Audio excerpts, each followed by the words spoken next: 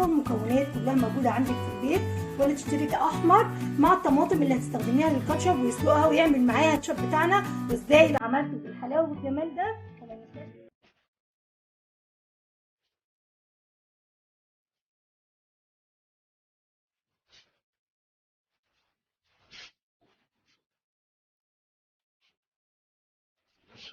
السلام عليكم ورحمة الله وبركاته. ازيكم حبايبي، عاملين ايه؟ يا رب كلكم تكونوا بخير. النهارده ان شاء الله هنعمل مع بعض الكاتشب البيتي الصحي المضمون، طريقة سهلة بسيطة، والمكونات كلها موجودة عندك في البيت، ولا تشتري كاتشب من بره، ولا تجيبي اي حاجة فيها مواد حافظة لاولادك. هتعمليه ان شاء الله في البيت بطريقة سهلة وبسيطة، وقوامه اهو زي ما انتم شايفين جميل جدا اهو. طبعا الكاتشب الولاد بيحبوه والكبار بيحبوه، كلنا بنحبه جنب البطاطس المحمره، مع الكريبات، مع البيتزا، مع اي حاجه، باي سندوتشات، كبده، سجق، اي حاجه بنحب عليها صوص الكاتشب. هعمله لكم النهارده ان شاء الله. ده الكاتشب العادي. في معلومه بس حابه اقولها لكم كده قبل ما ندخل على الفيديو. اللي حابب يعمل الكاتشب الحار يا جماعه ما يضيفش ليه شطه ناشفه علشان هتبان معاكي في الكاتشب. يعمل ايه؟ هيحط قرن فلفل حامي احمر مع الطماطم اللي هتستخدميها للكاتشب ويسلقها ويعمل معاها نفس اللي انا هعمله بالظبط في الكاتشب العادي النهارده. هيطلع لك الكاتشب الحار. يلا بينا بقى ندخل على الفيديو ونشوف مكونات الكاتشب بتاعنا وازاي اللي عملته بالحلاوه والجمال ده. وما ننساش طبعا لايك للفيديو، واللي اول مره يشوفني يشترك في القناه ويفعل الجرس عشان يوصلوا كل فيديوهاتي. يلا نسمي الله ونصلي على الرسول ونشوف المكونات والطريقه مع بعض. مكونات الكاتشب بتاعي النهارده سهله خالص ومتوفره عندنا في كل بيت. معايا هنا كيلو من الطماطم. انا جايباها طماطم حمرا زي ما انتم شايفين كده، بتجيبيها حلوه، مش تجيبيها بقى طريه او مستويه او حاجات زي كده، لا هاتيها صحيحه كده وحلوه. غسلتها وقطعتها زي ما انتم شايفين. ومعايا ربع كوبايه من الميه، ومعايا نص كوبايه من السكر، ونص كوبايه من الخل، ومعلقتين كبار نشا. وهاخد هنا معلقتين من معجون صلصه الطماطم.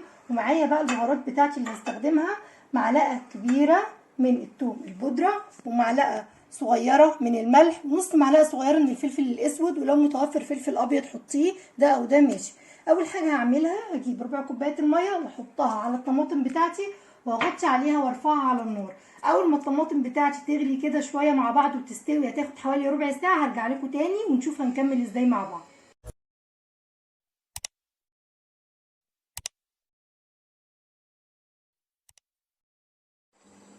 دلوقتي يا حبايبي ده شكل القوطه بتاعتي بعد ما شلتها من على النار. بصوا سبتها بس تهوى شويه. هضربها بقى في الخلاط واصفيها وارجع لكم تاني عشان نشوف هنعمل ايه. بصوا يا حبايبي انا فرمت الطماطم في الخلاط وصفيتها بمصفى سلك ضيقه جدا، اضيق حاجه عندك عشان تشيلي كل الشوائب، عشان مبقاش فيه اي شوائب. هضيف بقى دلوقتي معلقتين معجون صلصه الطماطم اللي اتفقنا عليهم. ولو عايزه تعززي اللون اكتر من كده ممكن تحطي معلقه من البابريكا، بس انا هشوف اللون لو كويس مش هستخدم البابريكا. لو حسيت ان هو عايز يغمق شويه احط معلقه من البابريكا. وهضيف كمان دلوقتي البهارات اللي عندي: ملح والثوم البودر والفلفل، وكمان هحط نص كوبايه من السكر،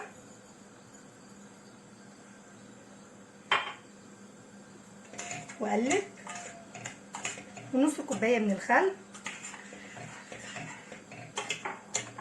هقلب بقى كل المكونات دي كده واسيبها على الهادي كده تتسبك كويس مع بعض قبل ما اضيف ليها النشا. لازم تغلي كده كام غلوه تتسبك كويس وبعد كده نضيف ليها النشا.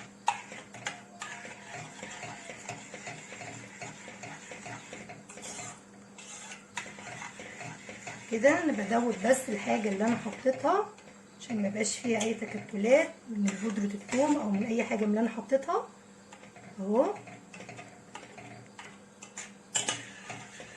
بس كده هسيبها بقى تتسبك وارجع لكم تاني على نار هاديه، خلي بالك عشان ما تحرقش منك، وارجع لكم تاني علشان ندوب النشا ونحطه مع بعض.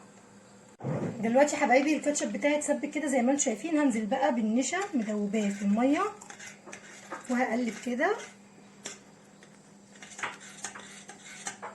اهو، ياخد بس قوام معايا وبعد كده هغرفه على طول.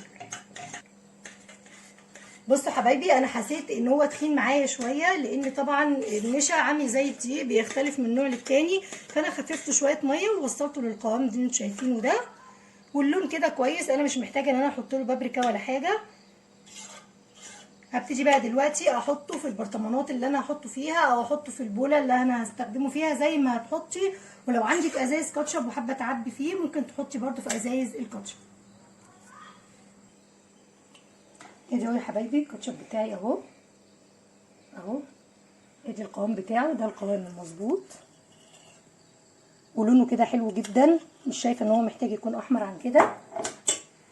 هتبداي بقى تعبي الباقي في برطمانات تكون مغسوله بميه سخنه ومتنشفه، يعني برطمانات معقمه عشان تحافظ لك عليه، وتحطيه عندك بقى في التلاجة. هيقعد معاكي فتره من حوالي اسبوعين 3 لشهر كمان. بس طبعا احنا اولادنا كلهم بيحبوا الكاتشب وبيموتوا فيه، يعني الكميه دي مش هتكمل عندنا 10 ايام وهتكون خلصت.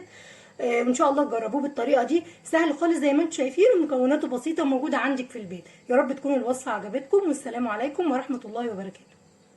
إن أعجبك الفيديو لا تنسى الإعجاب والاشتراك في القناة.